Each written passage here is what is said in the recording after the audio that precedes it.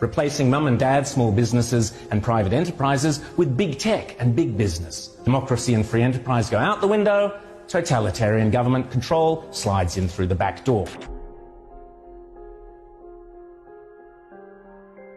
Those behind this scheme are adamant that there can be and never will be a return to normal, that life will never again be what it was prior to COVID. That is why they constantly talk about the new normal.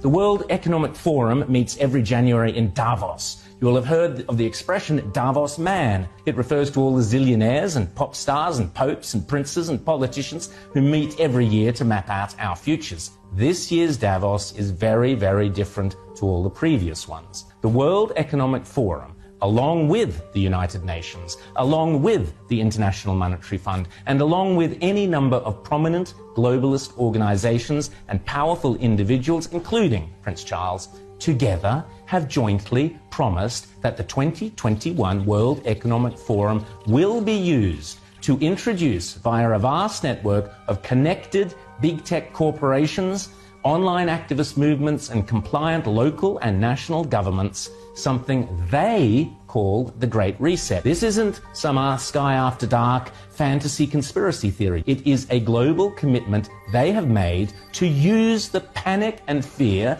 generated by the coronavirus as a means to reshape all our economies and laws and move to a new form of capitalism that focuses on net zero emissions. You might think this is a great thing.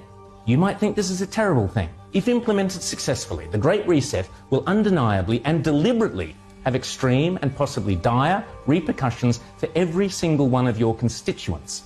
Already, the Great Reset is being widely advertised on posters and in ads across the UK and Europe, and no doubt will be here before too long. You'll own nothing and you'll be happy is just one of their marketing slogans. The plan involves replacing shareholders of big companies with stakeholders who happen to be left-wing bureaucrats and climate change zealots. Replacing mum and dad small businesses and private enterprises with big tech and big business. Mrs. Kafup's share portfolio is out, Greta Thunberg's zero emissions are in. Democracy and free enterprise go out the window, totalitarian government control slides in through the back door. But remember, it's not only a great reset, it's a great deception. Because in order to get everyday people to surrender many of the rights and freedoms we currently take for granted, the repeatedly stated aim of these organizations is to deliberately use COVID as an excuse, to use all the political and authoritarian tools, as Prince Charles puts it, that are currently being used around the world to eradicate the virus, such as lockdowns, exclusion zones, forced closure of businesses, heavy fines, making protesting illegal, and so on, but now to eradicate carbon emissions. Those behind this scheme are adamant that there can be and never will be a return to normal, that life will never again be what it was prior to COVID. That is why they constantly talk about the new normal. This is not me saying this. This is them saying it. The people with the power and the means and the obsessional desire to do it. And they keep telling us again and again precisely what they have in store. Now is the historical moment, the time, not only to fight severe virus, but to shape the system. We have a unique but rapidly shrinking window of opportunity to learn lessons and reset ourselves on a more sustainable path. It is an opportunity we have never had before and may never have again.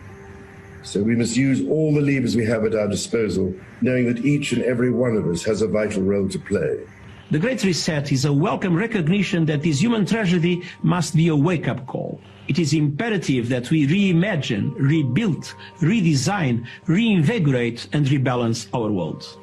Rebalancing investment, harnessing science and technology, and advancing the transition to net zero emissions, all elements of the Great Reset, are fundamental to building the future we need. And if it's still not clear, the book written by World Economic Forum boss Klaus Schwab himself, setting out precisely how the most powerful forces in the world are lining up to use the COVID-19 crisis as a pretext for introducing a new climate change-focused one world economy. that will strip away property rights and basic democratic rights.